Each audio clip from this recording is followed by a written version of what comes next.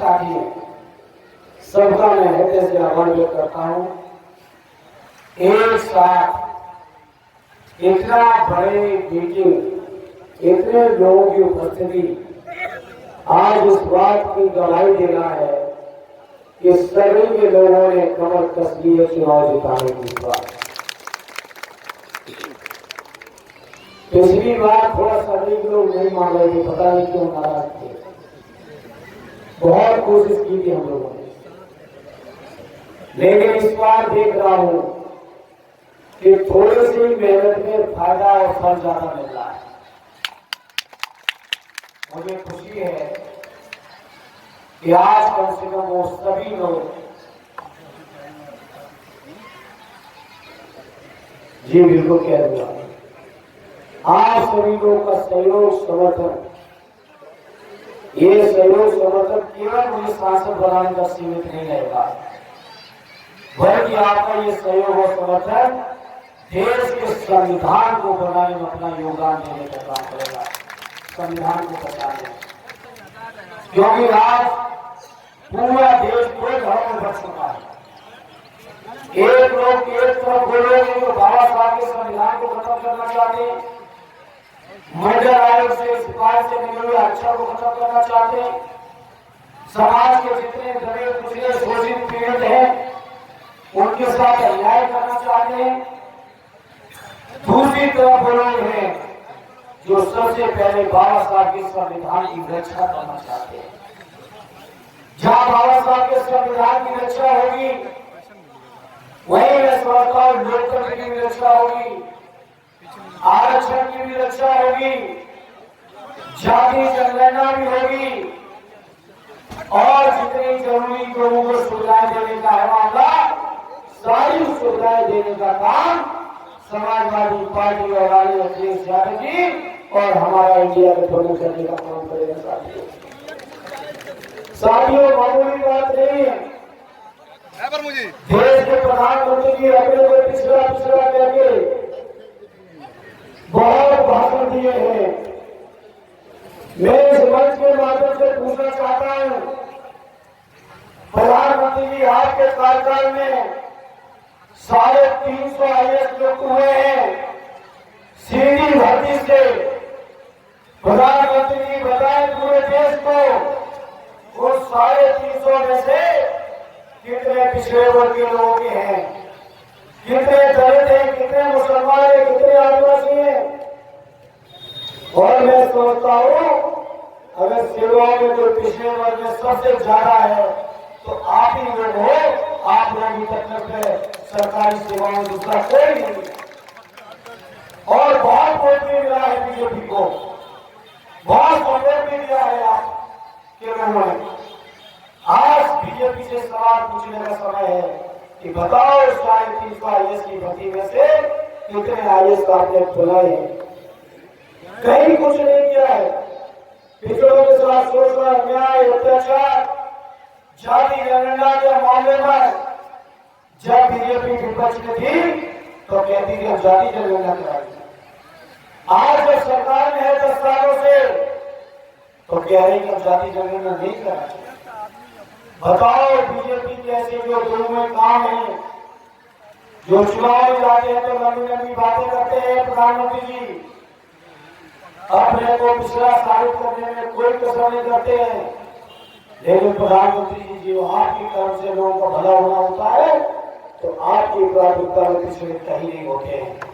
आपकी प्राथमिकता में RSS के लोगों की सूची होती है, इसके अलावा कोई दूसरी प्राथमिकता आपकी नहीं है। प्रधानमंत्री इन्हें मैं अपने समाज के सभी जिम्मेदारों से कहूंगा कि इस निर्णायक लड़ाई में भारत साथ दीजिए, इस निर्णायक लड़ाई में समाजवादी पार्टी को मजबूत कर दीजिए। आज अखिलेश यादव जी के हाथों को मजबूत करिए। आज डॉक्टर अजीत सिंह पटेल जी कह रहे थे किस तरह से समाजवादी पार्टी ने लोकसभा के चुनाव में भागीदारी की है वो आपके सामने है। और मैं समझता हूं जब 11 चुनाव हमारी पार्टी ने आपको लड़ाने का काम किया है तो आपके वोट पर मेरे अलावा किसी का अधिकार बचता ही नहीं है। बताओ किसी और का अधिकार बचा हो तो बता दो। है किसी का अधिकार दूसरे दल का? नहीं है। और नहीं है तो अपना आशीर्वाद दे दो। मैं आपसे भरोसा दिलाता हूं, जो सम्मान, जो मान, जो रिश्ते सदैव नेताजी आजम के लोग साथ बनाए हैं, और सभी रिश्तों को आगे बढ़ाने में हम अपनी ओर से कोई कसर नहीं रखेंगे। ये हम आपको बताना चाहते हैं। साथ ही साथ एक बात और कहना चाहते हैं, आज उन लोगों के सामने खड़ा हूं, आप सभी में से ज्यादातर मैं समझता हूं किसानी खेती करने वाले लोग हैं। खेती किसानी की क्या जो दशा भाजपा ने की है, आपसे छुपा नहीं है। किसानों की आमदनी पूरी करने के भाषण बीजेपी के नेताओं ने 2005 तक बहुत दिए हैं, अब 24 में भाषण नहीं दे रहे किसानों की आमदनी के। लेकिन बीजेपी के लोगों, आप कुछ करो ना करो, आज अखिलेश यादव जी ने, आज राहुल गांधी जी ने, इंडिया गठबंधन ने फैसला ले लिया है कि जब इंडिया की सरकार आएगी तो अपने किसानों का कर्जा माफ करने का भी काम करेंगे। साथियों,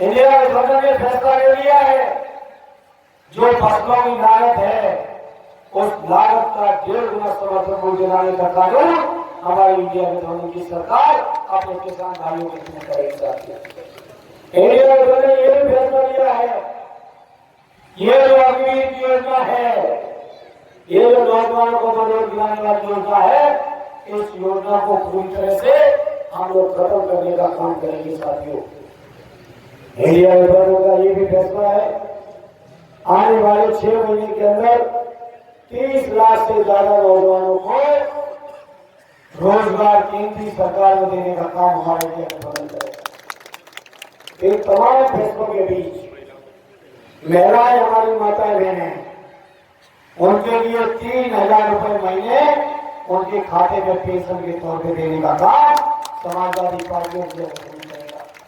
एक और हमारी योजना है और दूसरी ओर बीजेपी का छूट है। एक और हम लोग संविधान बचाने के लिए खड़े हैं, दूसरी ओर बीजेपी संविधान खत्म करना चाहती है। एक और हम लोग लोकतंत्र बचाने को खड़े हैं, दूसरी तरफ बीजेपी लोकतंत्र खत्म करना चाहती है। तो बताओ मेरे साथियों, मेरे भाइयों बुजुर्गों, किनका साथ हो गया? बता दो, आप बता दो। गठबंधन का साथ हो गए सभी लोग मजबूती से।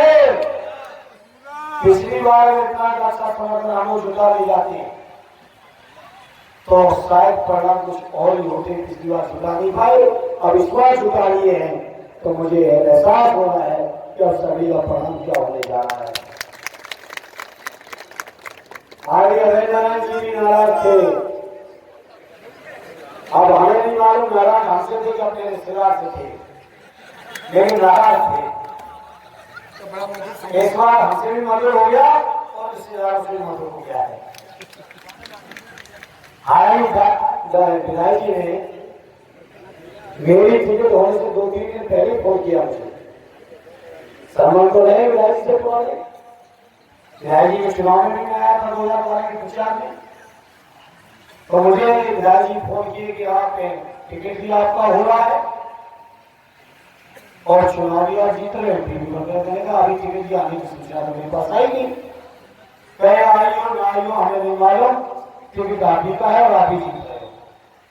तो मैंने कहा विधायक जी अगर मेरा टिकट होना है तो एक बात आप भी कर दो, आप जहां बैठे वहां से मेरी मदद कर नहीं पाओगे तो कम से कम इधर आके मेरी मदद का वादा कर दो। मुझे खुशी है कि विधायक जी आए भी, मदद भी कर रहे हैं, उसके लिए मैं विधायक जी का हृदय से आभार व्यक्त करता हूँ, धन्यवाद देता हूँ। और मुझे इससे भी ज्यादा खुशी इस बात की है कि दोनों लोगों रिश्तेदारों में प्रेम बहुत बढ़ा हुआ है, इसलिए मैं बड़ा निश्चित हूँ। पूरे प्रेम के साथ आदरणीय गुरुजी, हमारे माता चरण जी, आर्य अभिनंदन जी, आर्य चंपटे साहब, सभी लोग बहुत मजबूती के साथ मुझे लड़ा रहे हैं और आप सबका सहयोग मिला है।